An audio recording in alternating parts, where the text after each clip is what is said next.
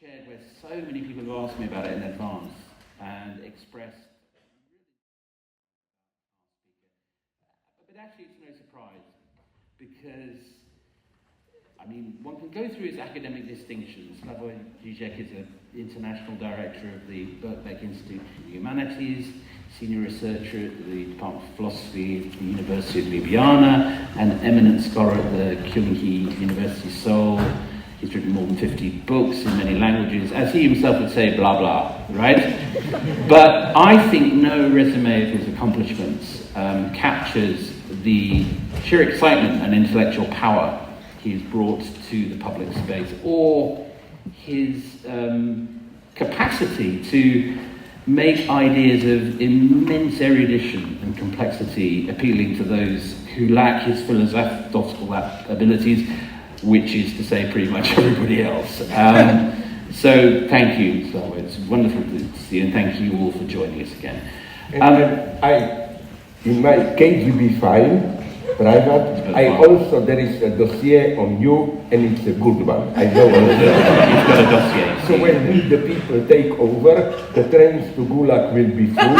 If you behave properly, you will not be on them. I feel I should quit while I'm ahead. Okay. Now we're going to be discussing his new book out this week, Too Late to Awaken: What Lies Ahead and When There Is No Future, which contains a paradox which we'll tease out. Slavoj and I will be talking for about 45 minutes, and then we'll move on to your questions. And I'm keen to get as many questions as we can, because I know everyone is dying to ask him about all sorts of things.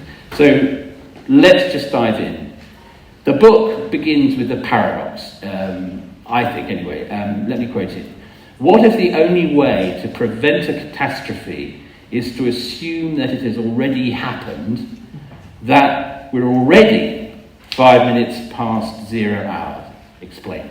Elaborate. Where do you find this? In my book, my God. No, quite serious. Yeah, I know. No, you know what's my idea? And here I implore you to read him. My good friend, an excellent theorist of catastrophes, Jean-Pierre Dupuy, D-U-P-U-Y, who circulates between Paris and Santa Cruz, I think. His idea is precisely this one, and he has, although he is a left-winger, he proposes even beautiful right-wing successful strategy examples. Like, I remember after the Helsinki Agreement in the 70s, with Soviet Union signed that it will respect human rights and so on, there was a disorder in the West, people claiming, no, we capitulated, the Cold War is over, Soviet Union won. No, it was precisely the opposite. It worked. That is to say, the way to, what does it mean to accept that the catastrophe already happened? It's something, sorry, I have to go very briefly, if I can, into some kind of elementary theory or philosophy. Every present situation includes its own past and its own future. And I shamelessly here quote all the time one line from T.S. Eliot, a conservative, who gives the best definition that I know of what a true revolutionary break means. He says that a really true new work of art doesn't only make a cut with the past, he changes, redefines the entire past. Okay, I will not get lost here in quoting the old examples of how each epoch reinvents its own Shakespeare, and it's too easy to say, no, we just project our traumas into it. No, what if Shakespeare in himself was not a fully fixed totality, but it was a text open towards the future, so that we again there are literally open spaces in Shakespeare, which means that we are maybe in a much better position than Shakespeare from later time to see what Shakespeare wanted to say or whatever you want. So Dupuy's idea is, for me, profoundly Hegelian one, but for some idiots not, that the future is open in the sense that something happens contingently, but once it happens, it retroactively creates its own necessity. Things retroactively become necessary. I will not lose time now in old examples that I like. For example, my eternal example is, of course, love. How? You fall in love for a series of reasons, but you see these reasons only after you already fall in love. Love is never this type of external comparing. I will try to be abstract. I like your hair, your smile, your legs. Oh, and then let's make a list. Oh, you have 3 points, you only 2, I fall in love with you. No, only once you are already in love, you fall in. Once you already, the term fall is here crucial. It's fall a cut, you retroactively create reasons. And I think that today, very quickly, back to Dupuy. He thinks that today we are in such an open situation. He thinks that's the key to that cheap paradox. Yeah. It's not simply there are still different options. No, there are literally different necessities. If we follow the way things are going, and also on the first page already, I introduced this distinction which works only in French and some other languages, not in German, not in English, between futur and avenir. Futur is future. It's more or less continuation of what goes on. If it just goes on the way it is, then I think we are lost. We need avenir, something, a break, something new to come. Otherwise, and we can talk about this afterwards. For example, if you try to think about the ongoing Gaza-Israel war in the terms of simple future, it can only end in a catastrophe for both sides. There are now already clear signs of anti-Semitism exploding, of anti-Islamism and so on and so on.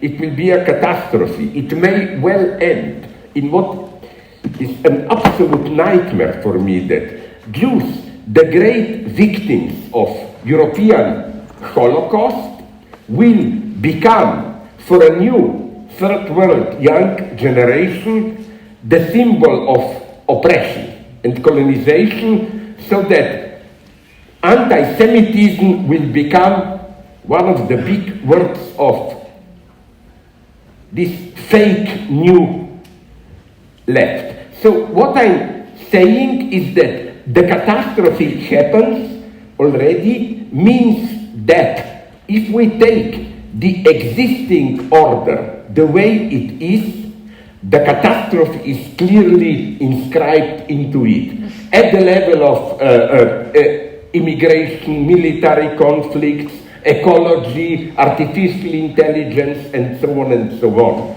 So I follow here Dupuy, who claims it's not enough to think in this old paradigm of, oh, there is still time, 5 minutes to noon, we can make choices. No. The future is already written into our fate, but we can change our fate. I think what can save us is a much more radical change. You may say, now you are dreaming. No, I'm not, although what we need is a similar procedure, but not what he's doing. Like, you probably all read that big bestseller from David Graeber, who unfortunately died, the dawn or whatever. I unfortunately don't agree with his idealization of the Inca Empire and so on. But he is thinking in the right terms. The only way to open a path to a different future is to begin by rewriting the past radically. We are within the narrative that we are telling ourselves. If we remain within this narrative, we are lost. And not to take too much time, I'm sorry. Here, I also am beginning to get critical of Marx himself. I think, to put it in very brutal terms, that for Marx, very brutally, I developed this in some of my old books, communism comes too close to capitalism without capital, without capitalism. He still thinks in this term of capitalist self-propelling dynamics. He just thinks that we are now at a stage where if we abolish capital order, we will get capitalist dynamics at its purest. I don't agree with this, but at the same time, and that's the difficulty, I disagree with my, you should read him, good friend and very intelligent guy, Kohei Saito, the Japanese eco-socialist, who the title of his last book, Slow Down, says it all. I don't think this is the solution. I simply think, take it easier, step out into this permanent dynamic self-exploration. We have really to make not so much a revolution in the sense of killing millions or whatever, but a revolution in the sense of changing, rewriting the entire past. Let me give you an example here, and then I will stop. I don't mean, imagine a world, it's quite possible, where in a worldwide catastrophe, Europe loses, and then another narrative emerges, and please don't misunderstand me here.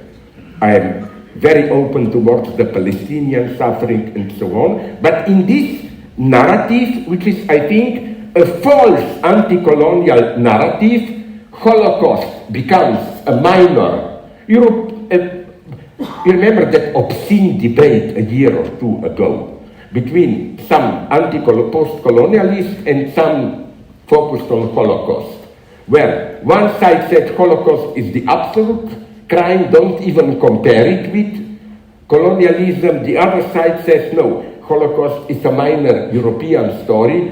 The true horror is colonialism. I think the moment we think in these terms, we are lost. Both are, in their own way, incomparable horrors. We should avoid this when sometimes, as a rule, opposites or what appear as opposites can all be terrifyingly, brutally wrong. This is why, to go to the topic which we will leave to the end generally, what I really hate is the logic of, and you hear it on both sides. Some leftists say, maybe some Palestinians, a little bit anti-Semitic, but look what Israel is doing to them, they have a right to be. On the other hand, some Zionists are saying, look, yes, it's not nice what Israel is doing there, but think about Holocaust, it's practically justified. My claim is that the moment you accept this logic, you've sold your soul to the devil. If we don't accept that, fighting anti-Semitism and fighting for, not Hamas, but let's call it dignified life for West Bank Palestinians, must be part of the same struggle. The moment you think about this in the term of the choices, it's over. So again, back to this point, I think that, this wonderful metaphor of Walter Benjamin, and I love him. Why? Because a couple of years ago there was some anniversary of Benjamin, and with some friends of mine I collaborated and organized, this was a wonderful event, a colloquium on Walter Benjamin, a Jewish thinker, in Ramallah, West Bank. And it was a miracle, you know. Palestinians, Israelis, others debated. Walter Benjamin said something wonderful. He said that a new work of art is sometimes like a film, a shot on a film, for which the developing chemical has not yet been invented. And you see, I didn't lose my thread. Immediately back, and then I stopped. I said, I think now for the fourth or fifth time, and then I stopped. Yeah. No? Yeah, and that this is our moment today. Imagine that a new post-European culture will emerge, in which Holocaust will effectively be limited to, yes, some bad things happened there, who cares, we want the anti-colonial struggle, and so on and so on and so on. Here, to provoke you, I'm very sorry, but today, precisely, when everybody likes to shit on Europe, I'm more and more becoming pro-European. Yes, I'm aware of all the horrors that Europe did, colonialism and so on, but name me a better or even another serious conceptual apparatus to criticize precisely what went wrong in Europe, which is not already embedded in European legacy of enlightenment. It has an autocorrect facility. Sorry? It has an autocorrect. And it's quite unique in this, I think. Let's ask another big question. You talk a lot in the book about war communism as a binding concept. This is a tough one. No, you did ask me to be Stalin, so... Absolutely. Comrade, so what is war communism? Something very simple. I think, and we may disagree, people usually, react in a much more rude way than you did kindly. They say, are you crazy? What do you mean by this? And I tell them very simply. That's the next question. Yes. I think that we in Western Europe, and up to a point United States, incidentally, United States is a true cancer today. What is going on with United States is that, I'm here communist conservative. It's not madness, in the sense that the base of our lives should be, or not social life, some elementary social pact of unwritten rules, how we decently treat each other. And for me, the symptomal point, much worse than Trump, I'm such a pessimist about the United States that I'm almost tempted to say, maybe if guys like DeSantis, but he is now happily F3 points off, but this new guy, Mike Johnson, if guys like this win, we will have nostalgia for Trump. Bring back Trump. Sorry? Bring back Trump. Yeah, because, he is, if you read not just what he says, but the implicit, unwritten presuppositions of what he's openly against democracy. His message is theocracy. It's horror. So what I'm saying is that in this situation, we are confronting troubles. Which troubles? Ecology, where I'm also not the short-term pessimist. I'm well aware how science is uncertain here. For example, I'm old enough, I remember 40 years ago around, a big topic in Germany was Waldsterben, the dying of forests. And there were predictions at that point, 2010, 2020, there will be no forests in Europe, and so on. So they are making many mistakes. And I agree with those who say also, don't focus too much on up, on Earth, global warming, sun, the true worry should perhaps be down in oceans. What is coming? But I think that we are approaching not a singular catastrophe, but some kind of a generalized disorder. What do I mean by this? I read a very intelligent analysis where they claim we have a too optimist idea of global warming. We think, okay, temperatures will go up for 4 or 5 degrees and then it will be tougher. Maybe this part of London will be already underwater. The idea is that Hampstead up there, buy land there if you have money, that it will be the new coast. But what I'm saying is that it's like tougher for us, but nonetheless a new stability. Many scientists are claiming something much more dangerous. What if, and there are natural processes which are organized like this, what if there will not be a new stability, but imagine a new weather pattern where there will simply be sometime no summer, then summer for a longer time, chaotic weather and so on. We have this. We have artificial intelligence.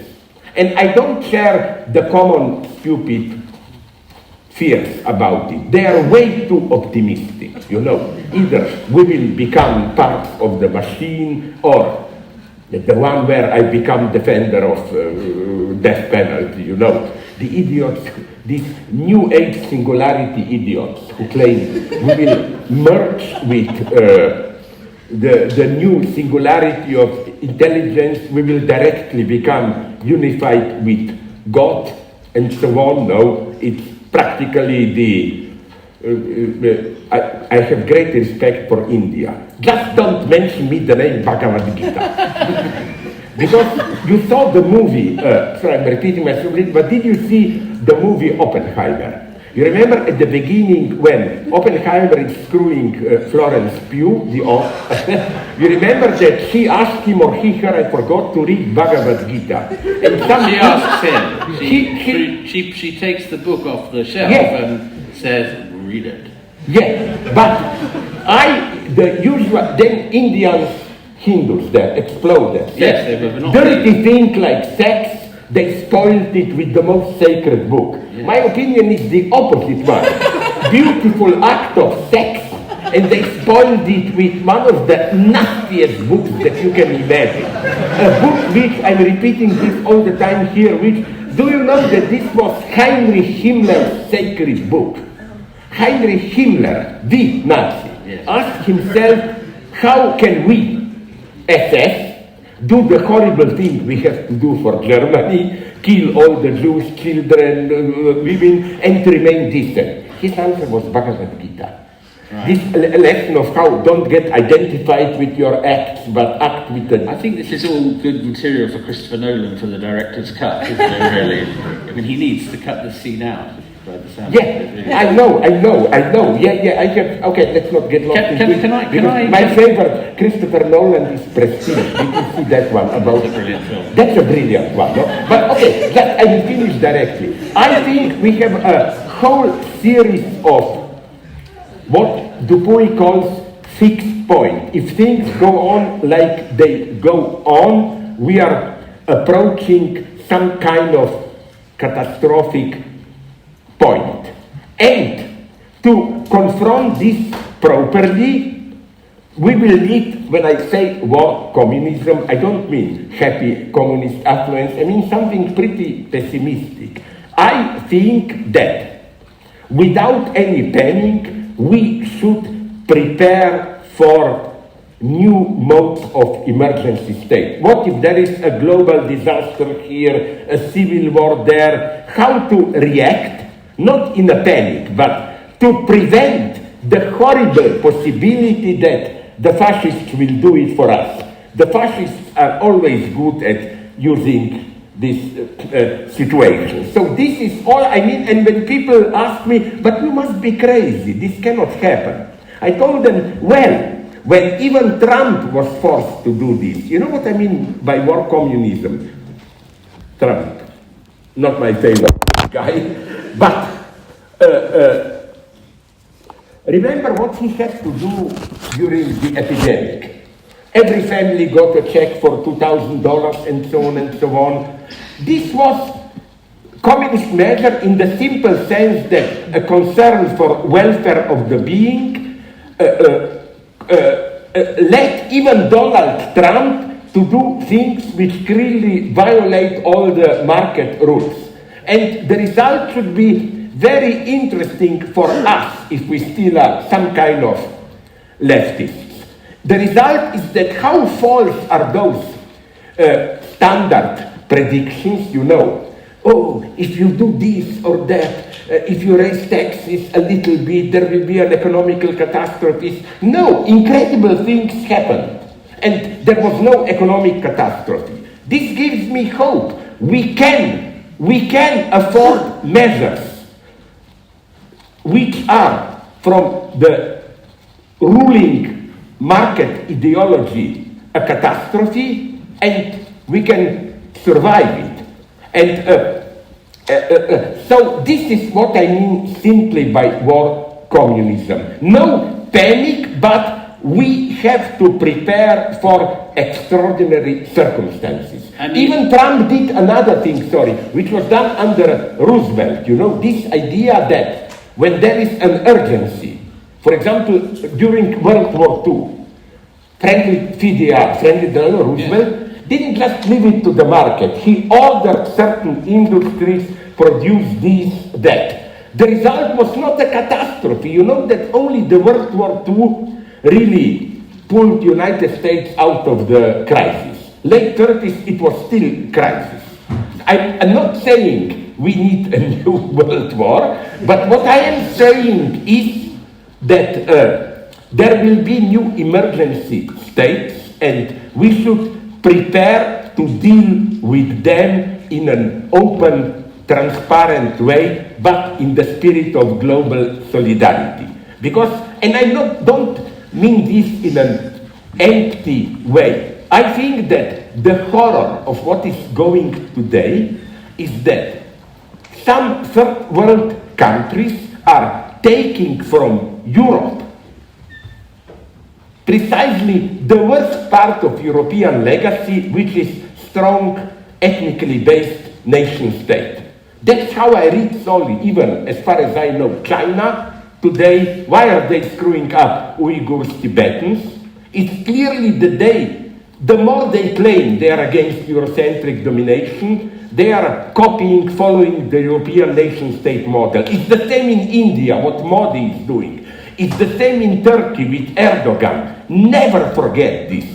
In the last centuries, Turkish empire, whatever is what, Sultan, was a relatively very decentralized, and the ones who did all the horrors, you remember the Armenian genocide, it was the young Turks who wanted to modernize Turkey along the lines of the European nation state. So all I mean by war communism is let's get ready in an organized way for new, unpredictable, but we know where they will come from, emergency states. So one of the things that you say in the book, and I know you've talked about a little bit before, you're deeply sympathetic to the social justice movements we've seen in the last 10 years or so. You have great sympathy for their ideals, but you think that they are a distraction from the bigger project, which you talk about. The problem is we don't have enough globalization. We don't have enough change in our socio and economic. And so what the right call wokery, a term I don't like, but that's what they call it, is in your view a distraction. Is that correct? Yeah, but not. But let me be very precise here. I'm not saying that the struggle for gay rights and female rights, or whatever you call them, is in itself a distraction. I'm criticizing the specific way it is practiced. Apropos globalization, you know, the catastrophe today, I think it's not globalization, is that it's globalization which my conservative friend, but he's not an idiot, the German philosopher Peter Sloterdijk, he put it very nicely. He said that we live in a globe which is isolated. It's just from inside, you don't see the limit. It's like transparent glass. We don't even perceive those who are outside. And why am I for globalization? The left was right. Traditional social democracy, although it's the best thing probably that we had, no longer fully works. So-called really existing socialism no longer really works. Now there are guys, I'm sympathetic towards them, although one of them, Noam Chomsky, really hates me, which always shocks me. But, you know, they are secretly or more and more openly neo-anarchists. They said, no, states screw everything up. We need gradual unification from low-level initiatives. I'm sorry if you know it, evoke another example here. You remember, some of you maybe know this example of mine, was it 2.5 years ago, I think, the great summer heat in Northern California, southern part of Western Canada, Seattle, Vancouver.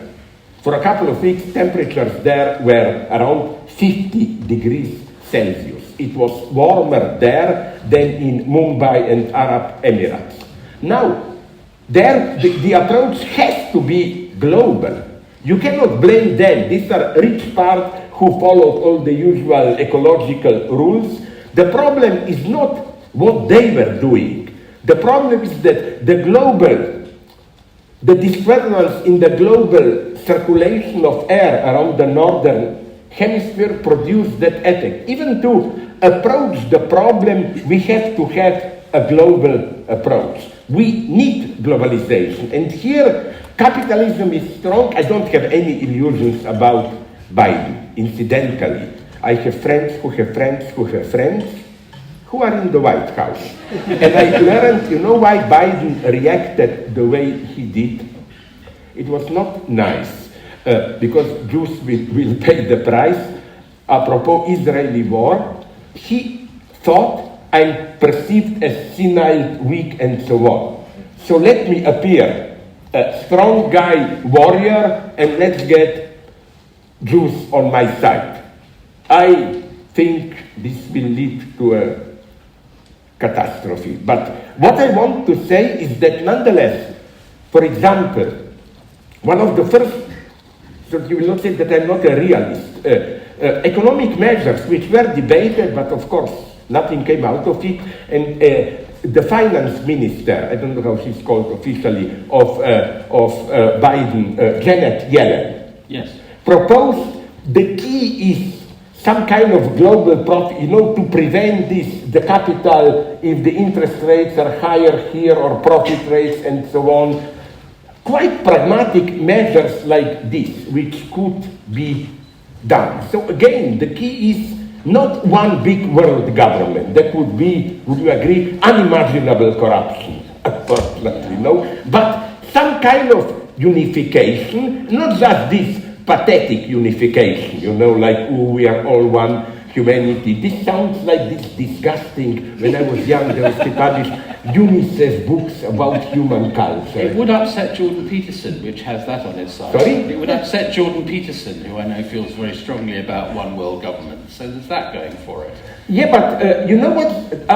Here is another one. You know what happens with Peterson, I'm proud to say. You debated him. While I debated him, he privately to me then considered defeat. No? And then he was in a deep crisis. And then I don't know what we're doing. But he's in a deep 45-year-long crisis. Sorry? He's been in a crisis for 45 years. Yeah, but yes, he really eats only red meat, half raw, Yes, and so on, yes. all that madness. But the point is that at that point, with the debate after me, about with me, he still, I think, at least drew attention to some correct problems. Like, I liked his point against this perception of self-victimization. I don't think the strategy of those who are exploited, corrupted, and so on should be, no, this competition of victims, who is more victim, and so on and so on. On the opposite, the lower classes should adopt a much more active, self-asserting stance, and so on and so on. Then he was for some time in a crisis, and now he emerged as something that I must say I no longer follow. Yes. He said that for this, I hope we make a bet here. You are whatever you are, a Jew, but I don't know where you stand religiously. I am an atheist Christian, and I hope we both agree when he said God appeared to me and I was talking with God. Yeah. For me, gulag for life. You know why? Because the great thing about Jewish and Christian tradition is that's why you have already in Judaism iconoclasm. It's not this mysticism of no, God is beyond, we don't know. It means don't build paintings of God, but in your activity actualize God. God is in how you deal with others. That's the lesson of Christianity for me also. That's why I call it materialist religion. You remember when some idiot, one of those, I don't know who, apostles asked Christ, but how will we know that you will return? And Christ answers very clearly, when there will be love between two of you, I will be there.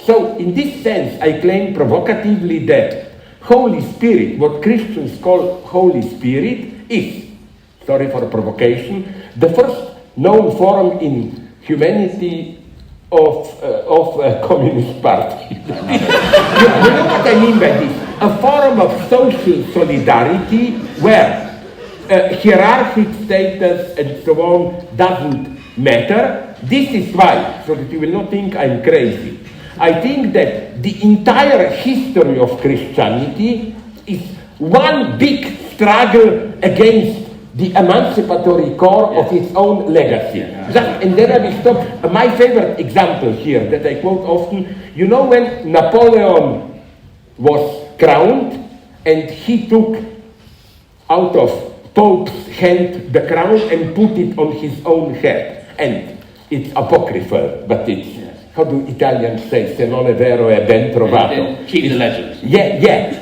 The Pope told him, I know, sire, what you want, to destroy Christianity. Believe me, we, the church, are trying to do this for 2,000 years, and we didn't succeed. I want to, before we move to questions, I want to ask you, there was one sentence in the book that just really leapt off the page, and it's about mobilization. And you say, I'm quoting, it's not enough to tell the truth.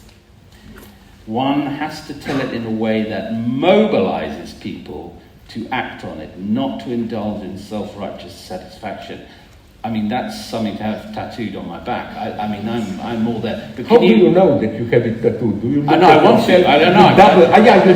I want others to see it. I mean, come on. Yeah. No. You know what I was thinking here? Yeah. I'm so sad we don't have enough time. We have to play these stupid democratic games. People there asking questions.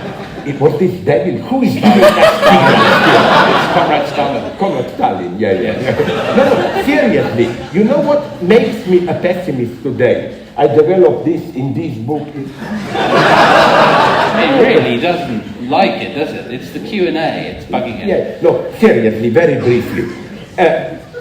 Already Peter Sloterdijk, who is a very complex person, I learned many things from him, developed in his book, which is now almost 40 years, even more old, his first mega bestseller, Critique of Cynical Reason.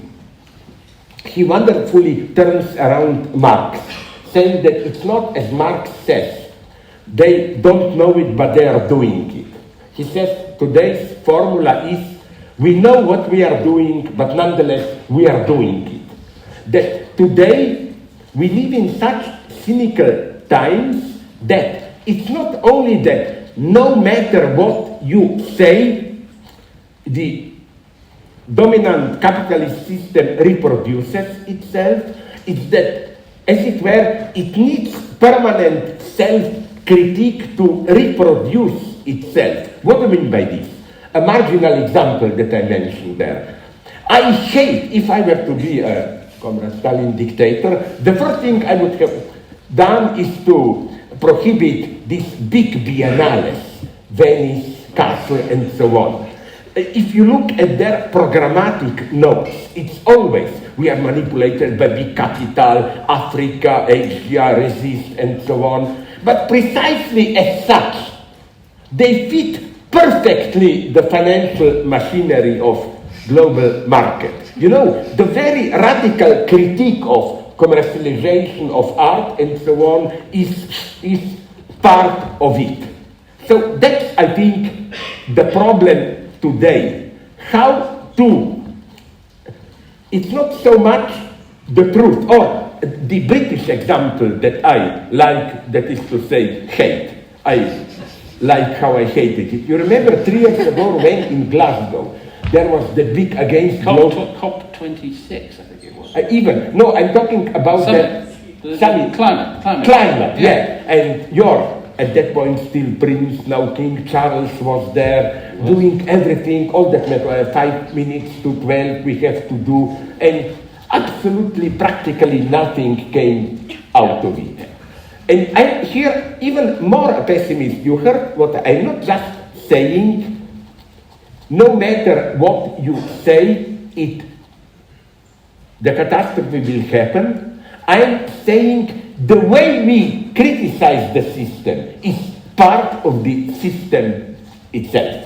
And I don't know here clearly what to do. I have just a couple of ideas, provocative, trigger warning, or how to say that. One would be this one. My God, I'm tired. And the left should maybe learn a little bit from this. Isn't it clear that today, with the way the new populist right is functioning, this idea of, hundreds of thousands of people on the street penetrating the seat of power is appropriated by the new right. Postmodern cynicism, cynical distance, they do it. So my idea, don't kill me, is this one. That's why, I don't know where he is now, I like pretty much a person like Bernie Sanders, because the shortest way to describe him, to confront Bernie Sanders and Donald Trump, if there ever was a postmodern president, precisely in this caricatural right-wing way, the guy who is cynical, doesn't have any Christian values, and so on, Donald Trump is a pure postmodern relativist. No? And if there ever was a person who, don't laugh please, who embodies silent majority with its simple, ordinary people, moral decency, and so on. It's Bernie Sanders. There is nothing cheaply subversive about him. He doesn't play these games. And this, I think, is why a certain discourse of resistance, public violence, and so on fits perfectly the system today.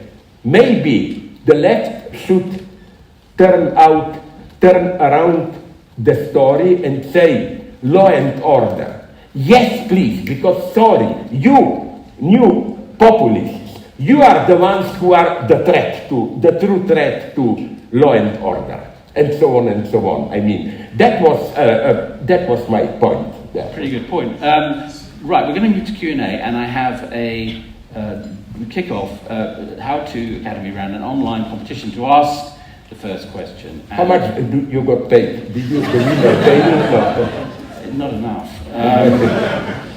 And the question is, what are your thoughts on the current situation in Israel and Gaza?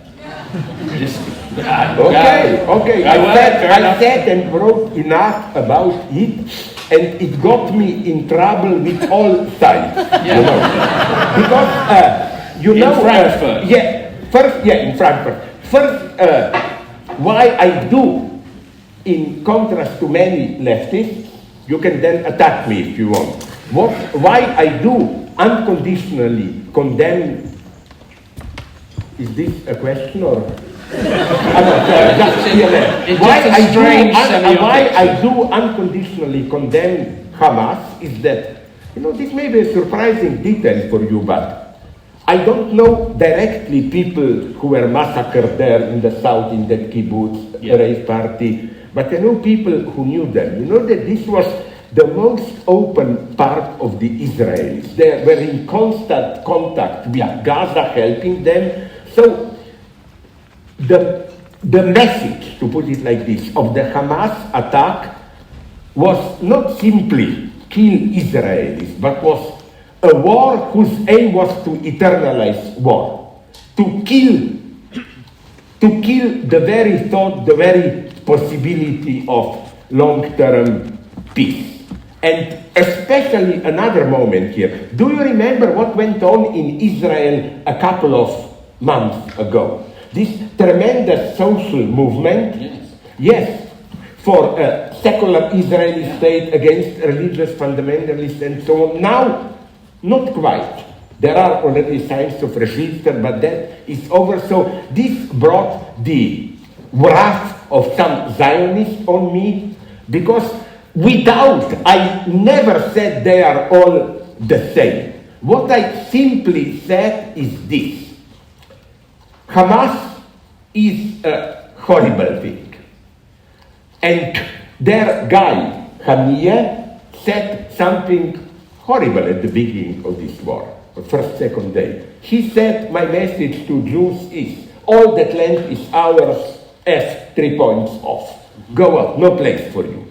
But then, you have statements from this ongoing Israeli government, which in a slightly more polite way is saying a similar thing. It's not the same.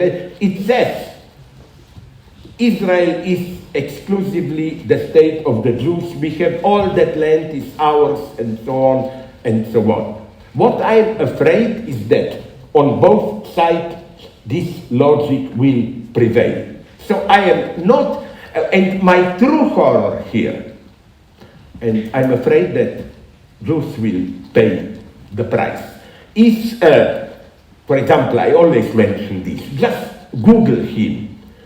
How can a country like Israel have a minister for social security, whatever, who is Itamar Ben-Gvir, a guy who was 20 years ago condemned by the Israeli court itself as a potential terrorist and racist? This guy is now running security. So I'm not establishing, I'm not crazy, any parallel and so on. I said destroy Hamas, I never said destroy Israel. You said destroy Hamas often, actually. Yes, but nonetheless, you know what shocked me a little bit? The more I say this, the more I'm accused of, I don't know how, from some deep hermeneuticians, that my true message is nonetheless that I'm pro-Hamas, And I'm not crazy, my God. I mean, we tried to organize also, apart from Benjamin, a conference in Jenin with my Jewish friends, and that big Jewish Palestinian actor and cultural Giuliano Mercani, conference on movies. It was the Palestinian hardliners who shot him there on the street. It was too much, this cultural collaboration and so on. What I am just saying, I hope this is not too much, is that people claim I am relativizing what Hamas did in the south of Israel. No, contextualizing something doesn't mean to relativize it. It means to see the ground out of which a thing like this was possible to emerge. I give you another example, maybe you read it in some of my text, recent reactions. Of course, Hitler has to be contextualized, But this doesn't redeem him in any way. It's clear that Nazi anti-Semitism could have emerged in a very specific situation after World War I, the so experienced humiliation of Germany, Versailles peace, economic crisis, and so on and so on. This in no way means Hitler was partially justified. It just means analyze the ground out of... Explanation is not excuse. Absolutely not. It is still absolute evil, what Hitler did. And all I'm saying is that in the long term, the only way to a lasting peace in the Middle East is, and I'm quoting here Yuval Harari, my God. He said nicely that in the land which is their homeland, he admits this, Harari, he means the land which is now controlled by Israel, we should allow Palestinians to live in peace, to lead a free, dignified life. I agree with him, all these guarantees against threats and so on and so on. And it was a little bit of a bad mistake, a bad feeling for me, surprised that I was attacked from both sides. One side, people probably close to Hamas, don't you see that Hamas is really an anti-colonial movement? And then, on the other hand, Zionists that I'm relativizing it. No, again, contextualization is not a relativization. It is still absolute evil, if I may use this term. No, but absolute evil emerges at precise points of history. That's all I'm saying. My true fear here is that this war will trigger a new wave of anti-Semitism in Europe, which will then put a gentle pressure on Jews to move if Israel will win, but I'm not sure there. And I remember the reaction some 10 years or 5 ago, maybe you know better. Netanyahu called, invited French Jews, because there were some anti-Semitic, please come to Israel. The immediate reaction of the French right was, yeah, follow Netanyahu, just go there. No, I think with all my sympathy for Palestinians that there would have been no European enlightenment without Jews, because enlightenment means you think beyond your ethnic identity, you are open to some kind of relativization, but this time in a good sense. You know where enlightenment begins? When Descartes, good guy, I don't buy this bullshit about Descartes, male chauvinist. Do you know that Descartes triggered among rich ladies, there was no other public there, a great feminist movement?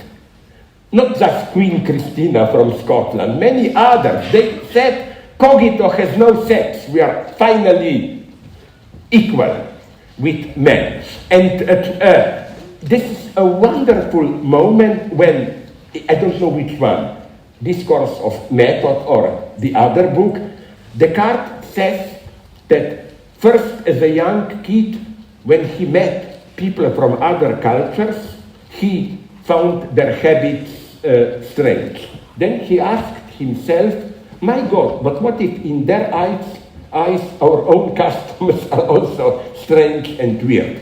That's where it all begins. And this wouldn't have taken place without Jews. So what I'm saying is, please remain here. The anti-Semitic strategy today tends to be Zionist, which means we love Jews, but if you are there, don't be here. No, Jews are the ones who, you know, it's like salt, pepper, or what, who bring diversity, a dissonant voice, without which there is no progress. I mean, this is where things made me a pessimist. Maybe there is a hope that out of this carnage, there are already voices in Israel, and also I'm a great friend of Palestinians. Don't underestimate them. Did you read a small note in the newspapers that when Mahmoud Abbas, the chief of PLO said about a month and a half ago some very stupid thing, which was, Jews, they deserved Holocaust because they were dealing too much with finances, profiting. Well, F you, I would say. Yes, they were. Why? Because they were prohibited to own land. No, exactly. Yeah, and so, but immediately, over 100 Palestinian intellectuals, philosophers, Palestinian, from the West Bank and Israel to United States, immediately published a letter condemning Abbas, claiming, sorry, this is not our struggle, we are not anti-Semites, and so on.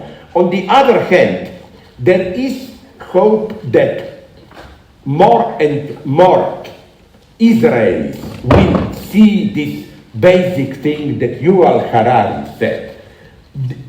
As long as I don't like the term Palestinian question because it's patronizing. It's the same for the same reason that many feminists don't like the term woman's question. You know, as if, oh yeah, it can wait after the revolution. We will then solve the woman's question. You know, that's why I like to praise a Muslim country, Iran, not the elite. You know what they did a couple of months ago, or even more now, with that women demonstrating. This is what we need in the West against that Kurdish girl killed. A mega all-national movement, and in the focus of it was women's struggle. But they caught all, Muslims, men, and so on. That's what we need, and they did it. So, I'm always waiting for miracles, not divine miracles, but miracles in the sense that, who knows, maybe out of all this mega bullshit, people will at some point say, sorry, are we getting crazy? This doesn't lead anywhere. Let's get what I quoted at the beginning, a different avenir. We have to rewrite. A different avenir. Excellent. Yeah. Now, in the interest of making what remains of our avenir. Sorry, can I ask you something? I was going for the avenir. Not you. Yeah, I'm anti-Semitic. I know about that. No. How do you answer to this? Where do you see the solution?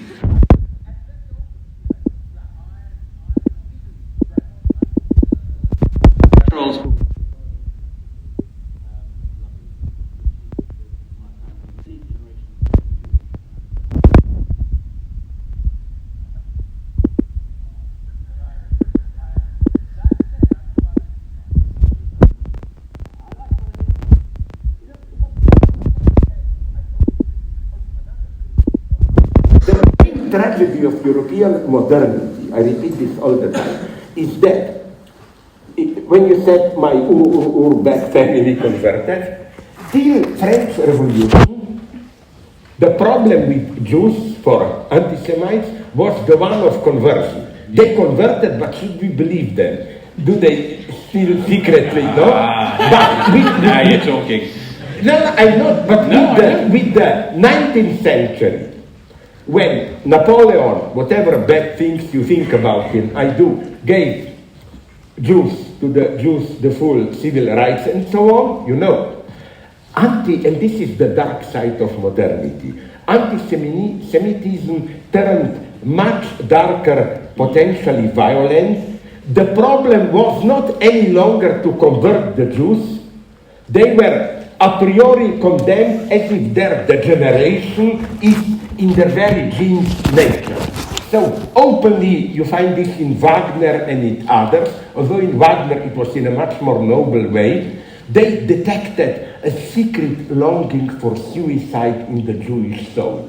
And they claimed like annihilation, also a noble annihilation and so on, you know. And I think that this is the dark paradox, that at the very point after the French Revolution, when it looked that anti-Semitism is, at least at the formal state level, over, it re-emerged in a much darker way. By this I mean no way out to Jews. Even if you convert, we will not trust you, it's in your blood. So I don't even dare to think what will happen. I know many hundreds of Palestinians. I can tell you something. If there is part of the Arab world which is definitely not in its majority anti-Semitic, it's Palestine. Go to Ramallah. I found there, I didn't enter it, I'm normal, heterosexual, bad joke, but I found there a gay club. I found there constant debates between Jews, Palestinians. If I were to move to Israel, I would move to Haifa. Haifa is the most open city with clubs where Israeli Palestinians and Jews meet. So it is possible, miracles are possible. What makes me afraid is that not only Israel, other Arab countries are playing dirty games by on purpose keeping alive or like keeping Palestinians in a state. So anti-Semitism is from then a way to avoid their own inconsistencies and so on. And here I'm so critical, and people think I'm against immigrants. No, on the contrary. For example, Saudi Arabia, a wealthy country, Kuwait, Dubai, and so on. I'm not talking now only about Palestinians, but refugees from Syria, Afghanistan, whenever. Why don't do these rich countries not accept any immigrants? It's strictly controlled. They only accept workers on a very limited base. Did you read? That was the true scandal. Did you read 2-3 months ago how they discovered that on the border with Yemen, Saudi Arabia had special helicopter units, guns, bombs. They simply kill all the refugees from Ethiopia, from Africa, Muslim refugees who try to enter Saudi Arabia. So for the Arabs, I also think that they use in a different way, but nonetheless structurally similar to the European way. They play the card of Palestinians and Jews to cover up their own antagonisms and so on. They are all playing very dirty games there. To give you the last proof... I need to bring some of the questions. Yeah. Sorry. Okay. What I'm going to do is I'm going to take 4 questions. There's a person there. Hold on, wait for the microphone. And we'll take 4. So could you hear me all right?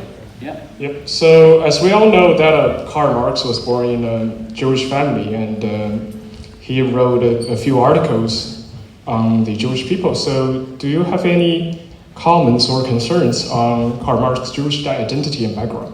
Okay, wait, and then just here. Just here.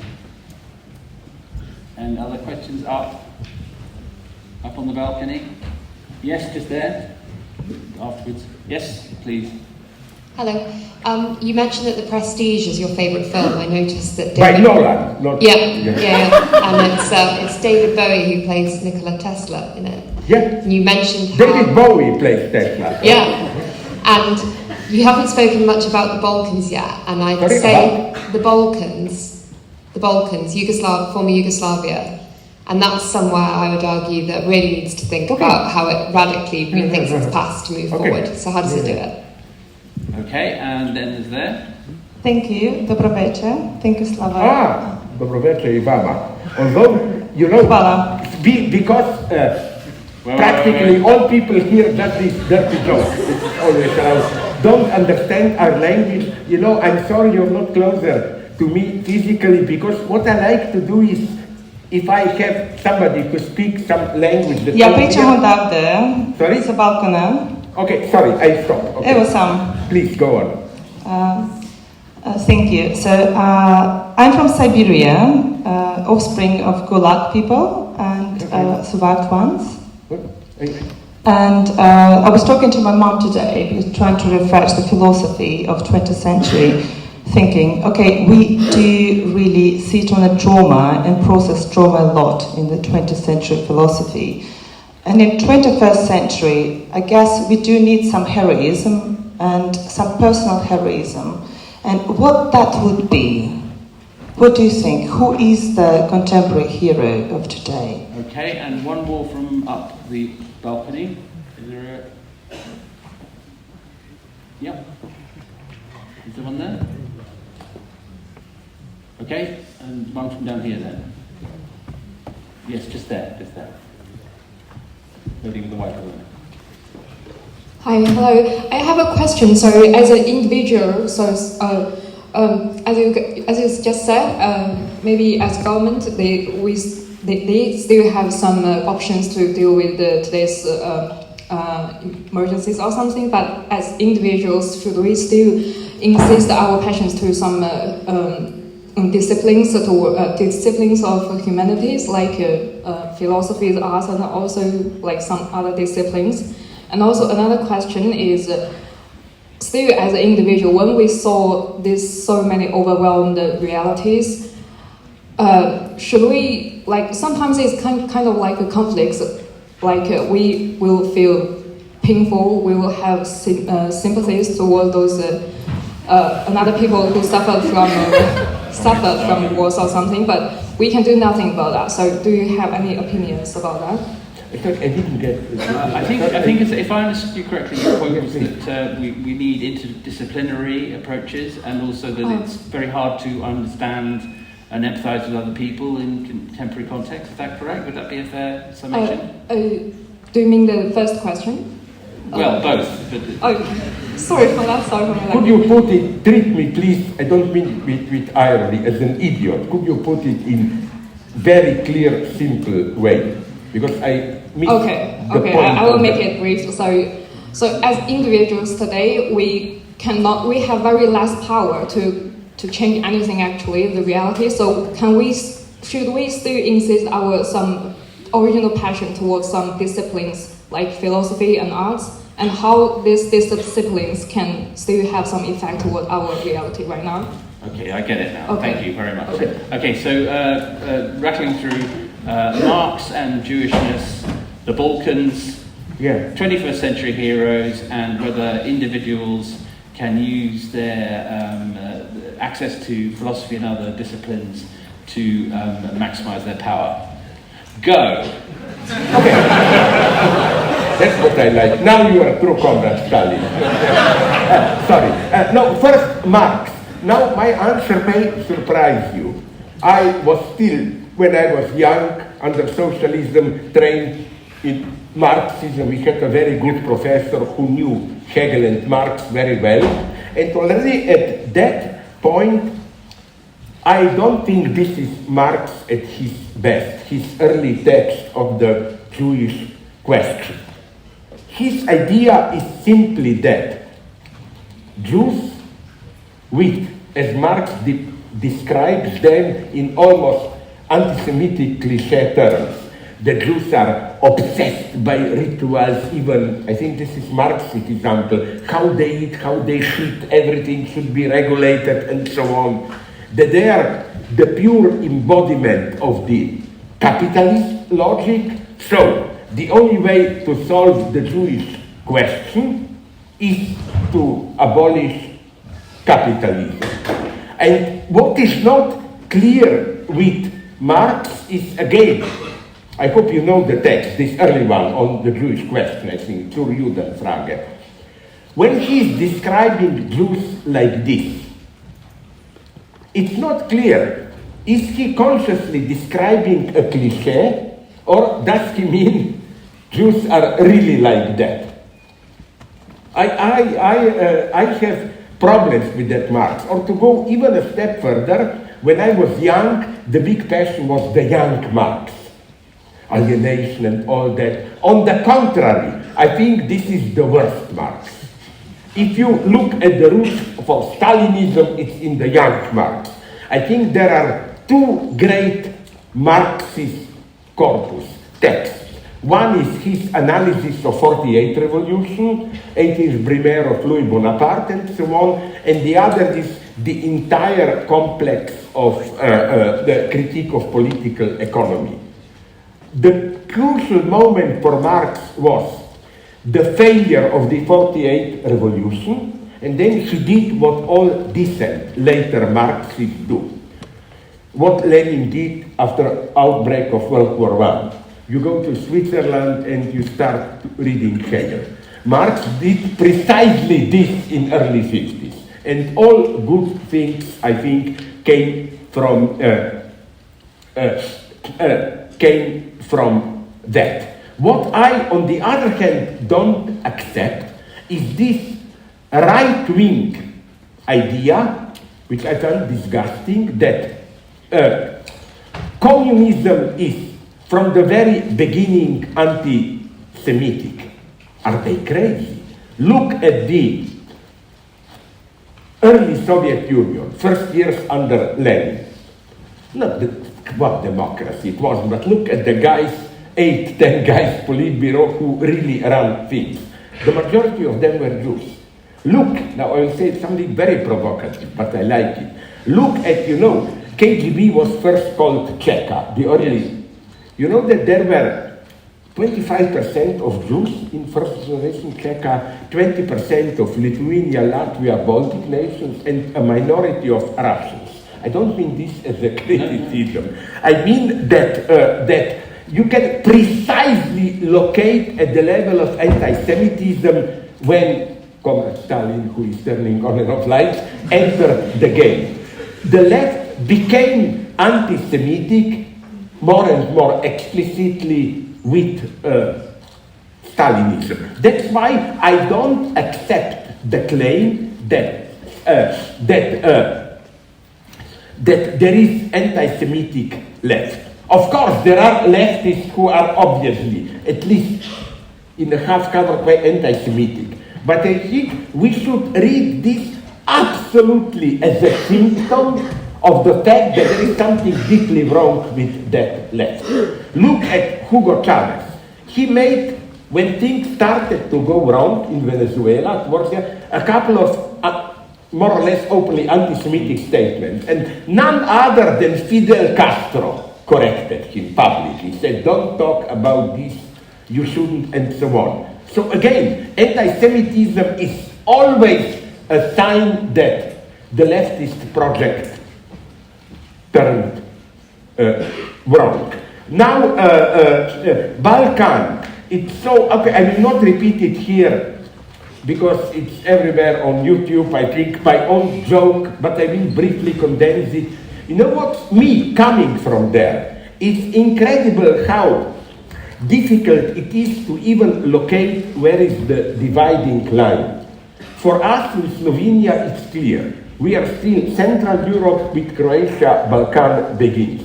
You talk to a Croatian who will say, we are Europe, Catholics with Serbia, Balkan begins. Many Serbs are telling me we are still civilization, Albanians down there are the true Balkan, but it goes in the other direction. For Austrians, we are Balkan because we are Slavs. For Germans, Austrians are already Balkan, and so on. For the French, German with their dark barbarian past are, and for you British, I like this.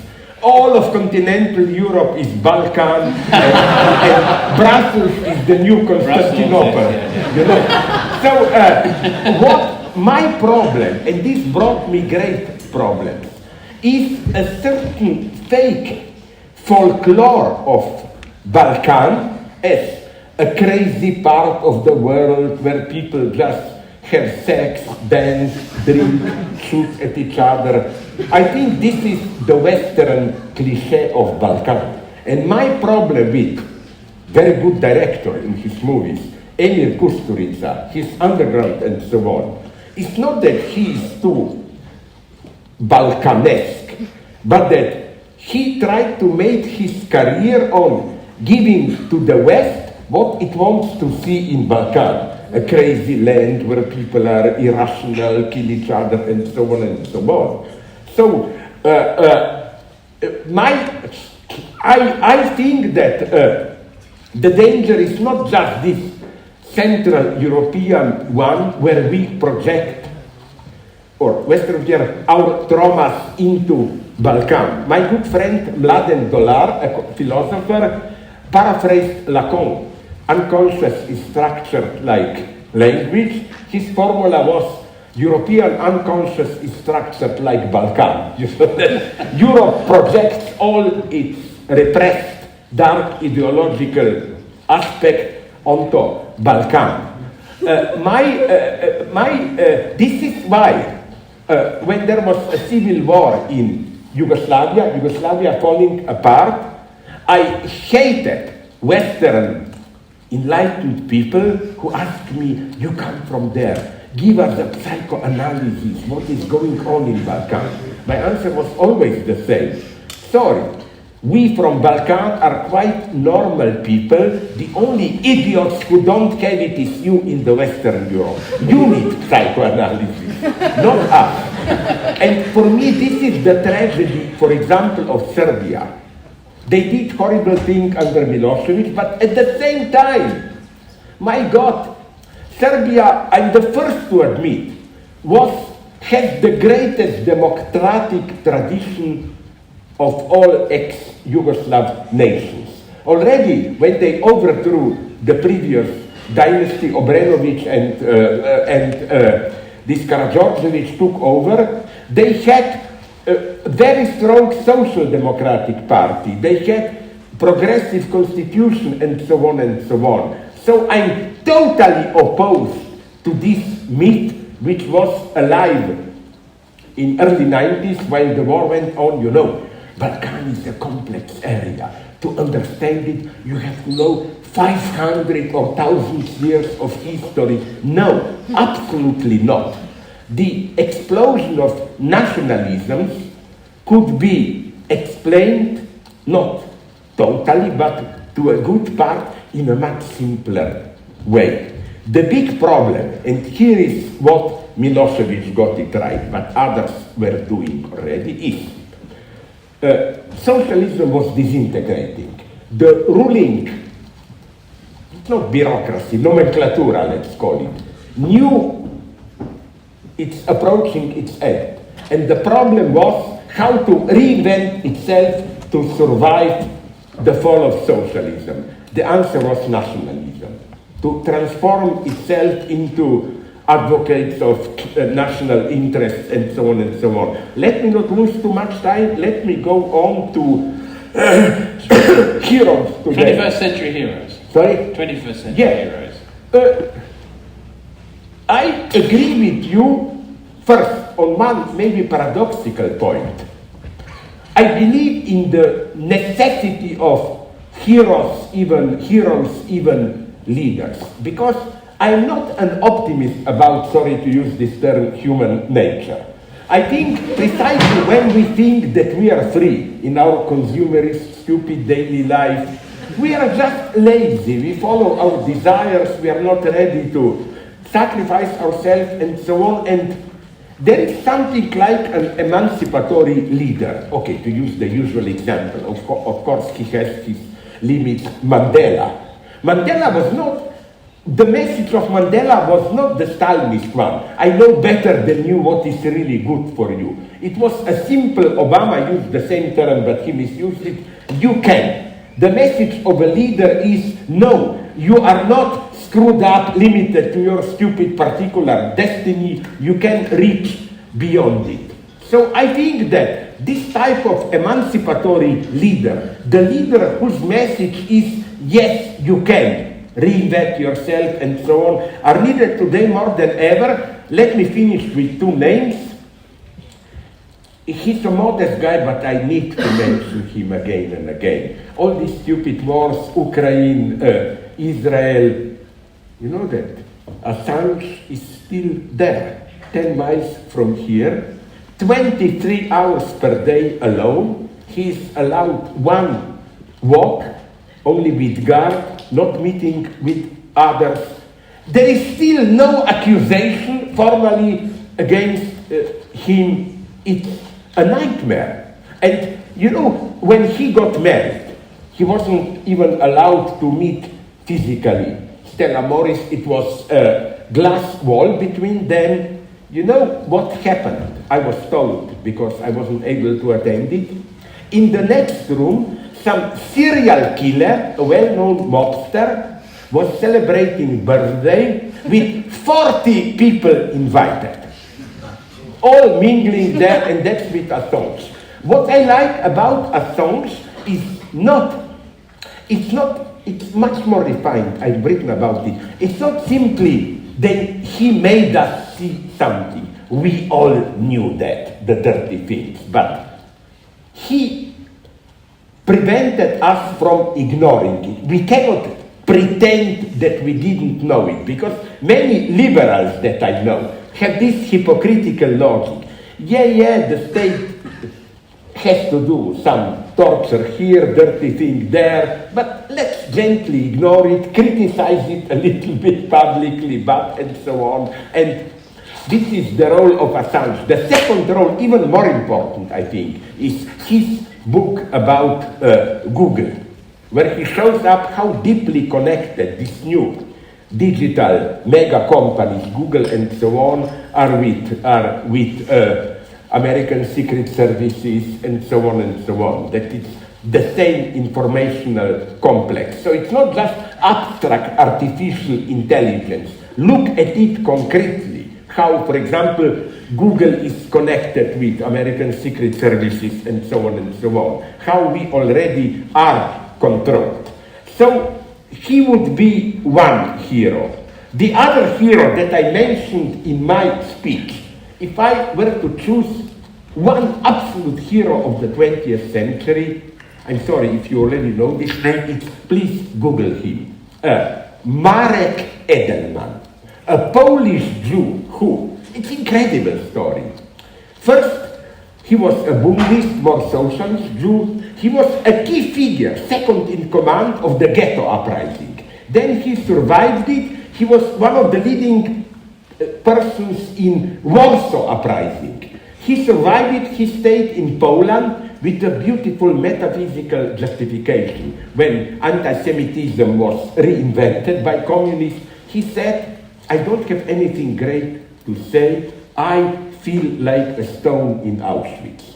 I'm just there. Somebody has to be here, saying nothing, just to be there. Then he played a crucial role in Solidarność negotiations, and when there was the first Intifada, he wrote an open letter to my Palestinian friends where he says, my God, this Stalin is a strange guy. There he says, I support your struggle if it remains non-violent. But I am with you, a very moderate, beautiful stance. These people are my heroes. And I don't believe too much this idea, everything is manipulated, we don't control everything. No, those in power are still afraid of people saying too much, you know. Otherwise, people like Assange, they wouldn't be effectively so terrorized. So no, we are not simply powerless. The last thing about that discipline and what so on. What can individuals do? Sorry? That was the question. What can the individuals who feel powerless do? Should they go to should they take refuge in this? You know what the problem today?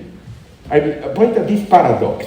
You know that on the one hand we perceive our situation as powerless, totally manipulated, you don't control anything, but at the same time the hegemonic ideology today is elevating us into free individuals in the sense of, for example, the most disgusting ideology today for me is the ideology which sustains precarious work.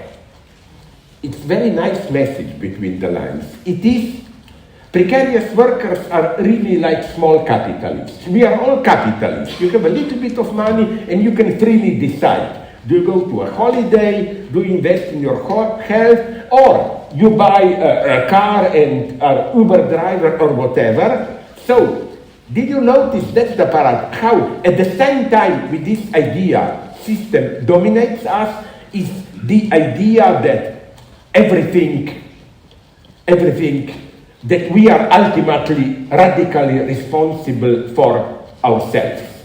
We have this attitude of, make an effort, individually do it, you can do it. So the thing I would have done here is to precisely turn this around. In the sense of, yes, we are most enslaved to the system precisely when we perceive ourselves as free consumerist individuals. You buy a cake, whatever you want, you go here, you go there. This apparent freedom, and don't be afraid.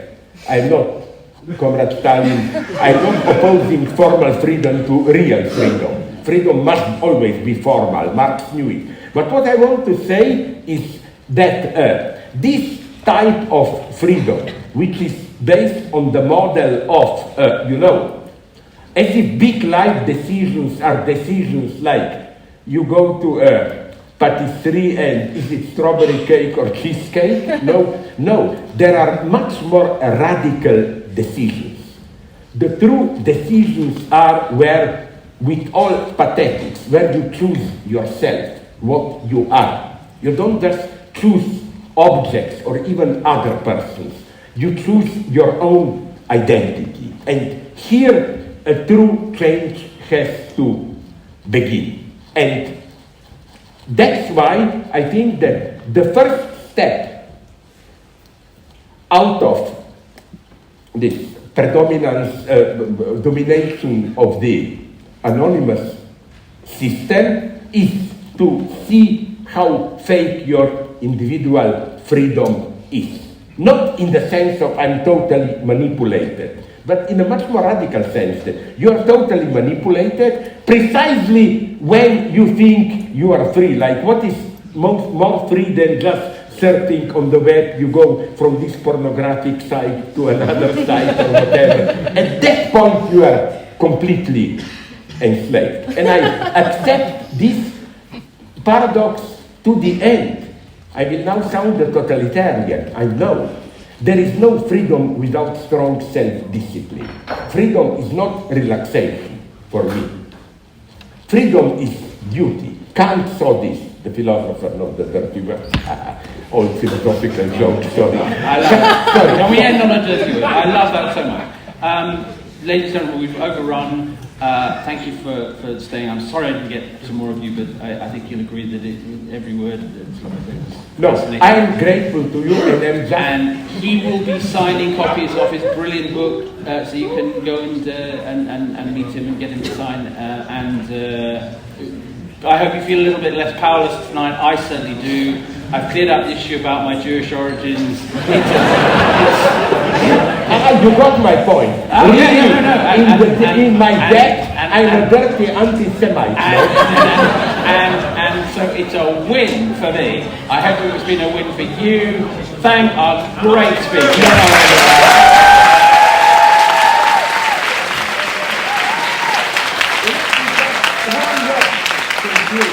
When we say philosophy and so on, yes, we need it more than ever today, even in our daily life. Because, the tragedy of our era is that we are confronting new problems where old religious, other traditional wisdoms no longer work. Look at the problem of abortion. You have to decide about things when does the fetus become human beings. There is no answer to this in the ancient wisdom or ecology and so on. So in some sense, philosophy was never more important than today.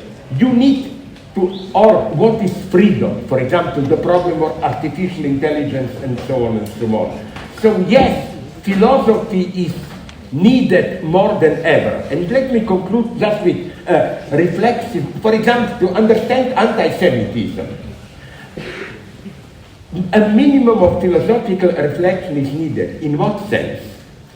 You should not approach it in the sense, but are Jews really like that? You know, the way they are described by anti-Semites. The moment you do this, you are lost.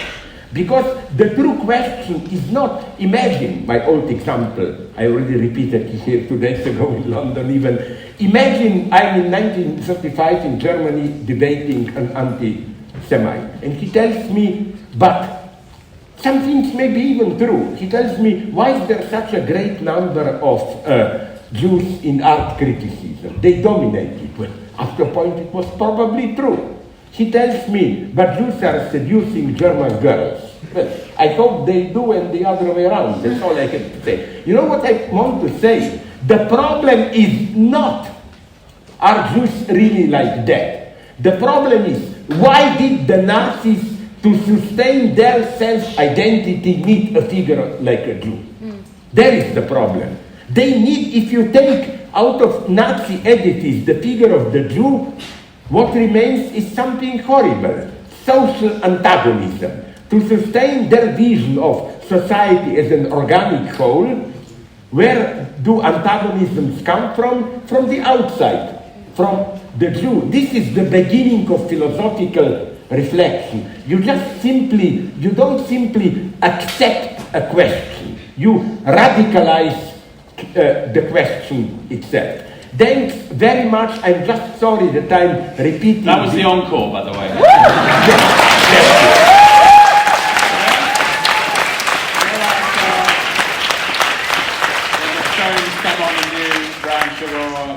Now that was that. Now you have to go to after signing the book, you know what I will do? The dirtiest thing. I will open a place to buy the most vulgar British food like pork pie. I like that.